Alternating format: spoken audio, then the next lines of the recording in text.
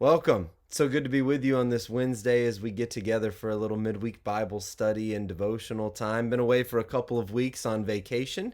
It's nice to get away, but also nice to be back home, and also nice to be back with you as well on this Wednesday to hopefully refresh and recenter ourselves for the rest of the week. And hopefully you've had a good week, and I hope that you have a good week the rest of this week. But glad that you are here with us to join us today, whenever it is that you're watching this, whether it be on Wednesday evening or whatever day it is. I'm glad that you've chosen to join us today. I heard a story about a mother and her child in particular, although I think most of us can recognize it as something that could happen in any home with children. But this one just happened to be between one mother and her child. But the mom had a pretty hectic day with her 4-year-old daughter. And so when bedtime finally came, she just had to lay down the law, and she told her, "We are putting on your pajamas, we are brushing your teeth, we are reading one book, and then it's lights out. You are going to bed." She just had enough. And the little girl, kind of with tears in her eyes, reached up to her mom, and her arms went kind of around her mom's neck, and she had this gentle embrace of her mom. And the little girl said, "We learned in Sunday school about little boys and girls who don't have mommies and daddies." And the mom felt tears begin to well up in her eyes as she thought, oh, even though, I've kind of gotten on to her and disciplined her, she's still grateful to have me as her mommy. But then the little girl whispered, "Maybe you could go be their mommy." You would think that being aware of others who are in need would make us more appreciative for what we have, but truth be told, we know that's not always the case. I can remember growing up hearing those words that it seems like every child, especially those who live in the U.S., seem to hear. At least I think I've been communicated that by other people. That we heard when we were complaining about not wanting to do something, or in particular about not wanting to eat what was served for dinner, something to the effect of, "You need to eat your vegetables," or whatever it was that was being served, because there are children around the world who are starving right now, right? How many of you heard those words from one or both of your parents? Now, my first reaction was usually to think, well, how is me eating this plate of food going to help them, right?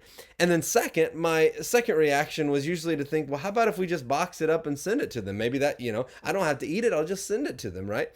Again, unfortunately, being aware of others who are in need doesn't always make us more appreciative for what we have. It should, but it often doesn't.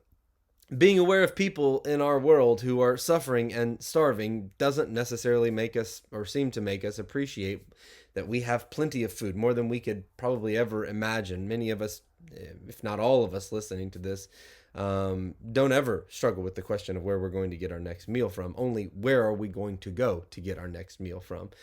Being aware of Christians in the world who are being persecuted for their faith and persecuted for living their faith out doesn't seem to, at least necessarily, make us appreciate that we have the freedoms of religion that we have in this country. Being aware of people in our world who have no family or friends doesn't necessarily seem to make us appreciate that we have both, and oftentimes a plethora of both.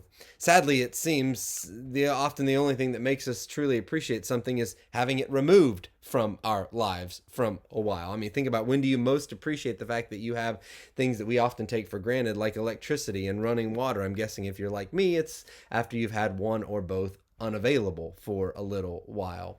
In the prophets, God repeatedly rebuked his people for ignoring the needs of people all around them. And perhaps more than any other sin, the Israelites were guilty of a lack of mercy and compassion. And, it's interesting, in a world where we tend to point out certain sins as being above the others, God seems to hold the lack of mercy and compassion and doing something for those around us as kind of one of the biggest sins that we can commit, especially for those of us who claim to be Christians. Listen to what God says through the prophet Amos. He says, "Woe to you who live in beds of ivory and stretch out on your couches, who eat lambs from the flock and calves from the midst of the stall, who drink wine from bowls and anoint yourselves with the best ointments." And in other words, you have everything that you need, right? Even are blessed beyond the things that you need. But woe to you who are not grieved for the affliction of Joseph. In other words, who are not grieved for those who are hurting and suffering around you. You have everything that you need, and yet you don't recognize that there are people suffering and hurting around you who need your help and who God desires for you to work through to help them. Listen to what Jesus himself says in Matthew chapter 25. He says, "Then the king will say to those on his right, 'Come, you who are blessed by my Father, take your inheritance, the kingdom prepared for you since the creation of the world. For I was hungry, and you gave me something to eat. I was thirsty, and you gave me something to drink. I was a stranger, and you invited me in. I needed clothes, and you clothed me. I was sick, and you looked after me. I was in prison, and you came to visit me.' Then the righteous will answer him, 'Lord, when did we see you hungry and feed you, or thirsty and give you something to drink? When did we see you a stranger and invite you in, or needing clothes and clothe you? When did we see you sick or in prison and go to visit you?' And the king will reply, 'Truly I tell you, whatever you did for one of the least of these brothers and sisters of mine, you did for me also.' Then he will say to those on his left," and it gets even more, or this is where it kind of takes a turn for the worse and the harder. He said, "Then he will say to those on his left, 'Depart from me, you who are cursed, into the eternal fire, prepared for the devil and his angels. For I was hungry, and you gave me nothing to eat. I was thirsty, and you gave me nothing to drink. I was a stranger, and you did not invite me in. I needed clothes, and you did not clothe me. I was sick and in prison, and you did not look after me.'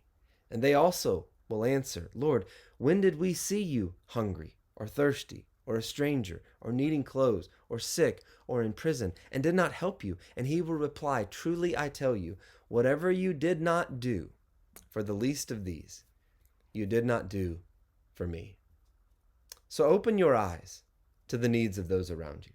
And even more than that, take advantage of those opportunities to help those whom you can, especially during these difficult times, and allow the needs of others to cause you to reflect on how blessed you are and the responsibility that you have, that I have, that all of us have, to show mercy and compassion and to serve those around you and to use what God has blessed you with in a way that will glorify Him. Hope you have a blessed day. God bless.